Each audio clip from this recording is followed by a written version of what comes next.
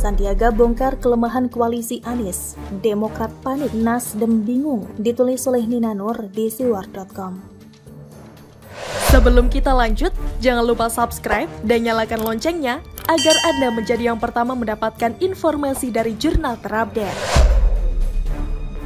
Sandiaga Uno makin hari makin populer semenjak diangkat oleh Presiden Jokowi menjadi Menteri Pariwisata dan Ekonomi Kreatif atau Parekraf pada bulan Desember 2020 silam. Sepertinya Sandiaga ini sangat cocok dengan jabatannya, punya pengalaman mendalam di dunia bisnis, dan tentunya punya jaringan bisnis yang luas. Sebagai pengusaha, Sandiaga mestinya juga sangat terbuka dengan ide-ide kreatif dan inovatif. Ini jabatan bukan main-main loh. Waktu itu dampak pandemi sudah terasa, tugas Sandiaga sangat berat. Sandiaga termasuk menteri yang populer karena sering berkeliling ke berbagai daerah. Juga sering sekali bertemu dengan masyarakat, terutama pelaku di industri pariwisata, ekonomi kreatif, juga UMKM terkait ya. Ada jutaan jiwa yang bergantung pada kebijakan-kebijakan Menteri Parekraf. Untuk bangkit dari dampak negatif pandemi, Sandiaga yang selalu energik, yang suka jogging dan berenang makin cocok dengan jabatannya. Sandiaga selalu mendapat sambutan hangat di mana-mana, selalu bisa memberikan semangat agar industri pariwisata segera bangkit. Waktu baru dilantik pastinya keberadaan Sandiaga masih diragukan. Namun akhirnya Sandiaga bisa membuktikan kinerjanya. Misalnya adanya program Indonesia Spice Up the World untuk mempromosikan rempah-rempah Indonesia ke dunia. Tentunya juga mempromosikan makanan Indonesia yang nantinya berkaitan dengan wisata kuliner. Ada pula berbagai workshop dan festival yang digelar oleh Kementerian Parekraf untuk membangkitkan ekonomi. Lalu ada pula keterlibatan Kementerian Parekraf di penyelenggaraan MotoGP Indonesia di Mandalika, hingga melejitnya kinerja pariwisata Indonesia di peringkat dunia.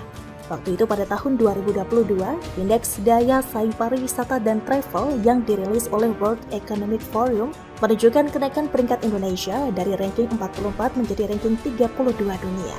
Dan itu dicapai di tengah pandemi ya, sebuah prestasi yang sangat membanggakan. Nah, dari segi politik tentunya Sandiaga mendapatkan banyak hasil positif. Makin populer, makin punya banyak prestasi, punya rekam jejak yang positif. Punya banyak penggemar, pendukung, dan jaringan di daerah pun juga semakin luas. Artinya Sandiaga semakin gampang untuk mendapatkan atau menggalang basis massa. Pilihan pun makin terbuka ya. Apakah Sandiaga nantinya mau jadi pejabat publik lagi, atau mau memimpin daerah lagi, atau jadi wakil rakyat, atau bahkan nyapres, atau nyawapres, peluang-peluang itu makin terbuka. Oleh sebab itu manuver yang dilakukan oleh Sandiaga langsung jadi pemberitaan media. Misalnya ada selentingan bahwa Sandiaga akan pindah dari Gerindra ke PPP. Nah itu kan jadi rame ya. Lalu Sandiaga terlihat akrab sekali dengan PKS, hadir dalam acara PKS pada awal April lalu. Disambut oleh Presiden PKS hingga ada teriakan Sandi Wakil Presiden dan Anies Sandi dari para kader PKS. PKS kemudian menegaskan keinginan mereka untuk mengusulkan nama Sandiaga sebagai alternatif bakal capres pendamping Anies. Pastilah PKS mau mengusung Sandiaga ya, karena bisa dibilang jadi paket komplit, popularitas ada, bahkan jauh lebih baik ketimbang tahun 2019. Prestasi ada, banyak yang bisa disebutkan, dan tentunya modal pun ada, paket lengkap ya. Bahkan bisa dibilang jauh lebih lengkap ketimbang Anies. Namun, rekan-rekan koalisi PKS di Koalisi Perubahan, yakni Nasdem dan Demokrat punya pendapat lain. Demokrat dengan lantang langsung menolak Sandiaga. Andi Arief, Ketua Pemenangan Pemilu atau Bapilu Partai Demokrat dengan tegas dan jelas menyebut tidak mau menerima Sandiaga sebagai wakil cawapres Anies. Bahkan untuk membahas pun, Demokrat tidak mau, alasannya macam-macam. Dari menyebut bahwa Sandiaga bukan bagian dari figur perubahan, sampai menyebut banyak yang sudah jadi korban pengkhianatan Sandiaga. Tidak ketinggalan, Andi Arief menegaskan juga bahwa Demokrat tetap dengan usulannya yakni AHY sebagai cawapres Anies. Kita pun paham bahwa dibandingkan dengan Sandiaga Uno, AHY kalah jauh. Apalagi kalau bicara soal pengalaman dan hasil kerja. Emangnya ada yang bisa disebut dari AHY yang bakal bisa mengalahkan Sandiaga? AHY dipastikan langsung tenggelam jika sampai harus bersaing head-to-head dengan Sandiaga. Bagaimana dengan Partai Nasdem? Kalau Nasdem ini saya kira gaya penolakannya tergolong kocak. Seperti apa? Malu-malu kucing gitu. Nasdem memperingatkan PKS untuk berhati-hati dalam membicarakan tentang figur bakal calon cawapres. Bahkan tidak elok membicarakan soal pengusungan Sandi sebagai bakal cawapres Anies, karena Sandiaga ini kader partai lain. Nasdem kemudian memperjelas bahwa soal Sandiaga secara etika tidak pas untuk dibicarakan, karena Ketua Umum Gerindra Prabowo Subianto saat ini juga sedang mau maju nyapres. Loh, Nasdem lupa waktu pertama mengemukakan soal 3 pilihan cawapresnya. Ulang. Loh, Nasdem lupa waktu pertama mengemukakan soal 3 pilihan capresnya dulu, kan termasuk Ganjar Pranowo. Bukankah Ganjar juga kader partai lain? Kok baru sekarang bicara soal etika dan gak elok? Ini kayak menjilat ludah sendiri ya. Dari sini kelihatan bahwa Demokrat jadi panik, sedangkan Nasdem jadi kebingungan. Coba juga ya, Sandiaga Uno baru selentingan soal diusung oleh PKS jadi bakal cawapres Anies sudah bikin gejolak di koalisi perubahan. Gejolak yang terjadi ini juga menunjukkan bahwa walaupun sudah piagam koalisi yang sudah ditandatangani oleh Nasdem, PKS, dan Demokrat, lalu katanya soal cawapres diserahkan kepada Anies untuk memilih.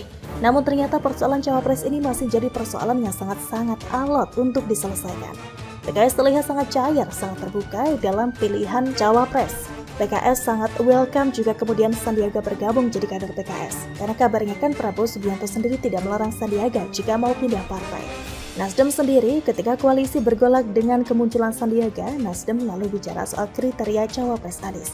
Nasdem mengakui adanya kelemahan Anies di daerah-daerah tertentu. Ada 7 provinsi termasuk Jawa Tengah dan Jawa Timur. Artinya bakal cawapres Anies itu harus bisa mengisi kelemahan Anies di sana, khususnya di Jatim dan Jateng. Dan idealnya menurut Nasdem, cawapres itu berasal dari kalangan NU atau Nahdlatul Ulama. Selain itu, pendamping Anies haruslah orang yang punya pengalaman di pemerintahan agar nanti bisa berkolaborasi dengan Anies membangun perubahan. Kayaknya Sandiaga Uno sudah sangat cocok ya dengan kriteria yang disebut Nasdem ini. Jateng dan Jatim ya jelas wilayah kerjanya Sandiaga juga sebagai menteri.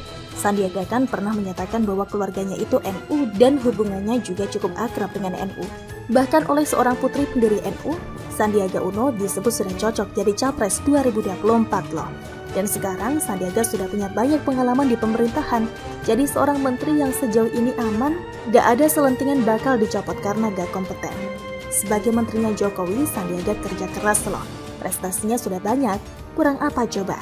Yang kurang saya kira adalah fleksibilitas partai-partai di koalisi perubahan dalam menerima alternatif bakal cawapres Anies. Khususnya Demokrat masih kekeh mengajukan AHY. PKS masih cukup fleksibel, sedangkan Nasdem sepertinya mau ngatur sendiri tapi tetap gak mau untuk mengendalikan Demokrat. Jadi ya gak bakal ketemu, kemunculan Sandiaga menjadi buktinya ya.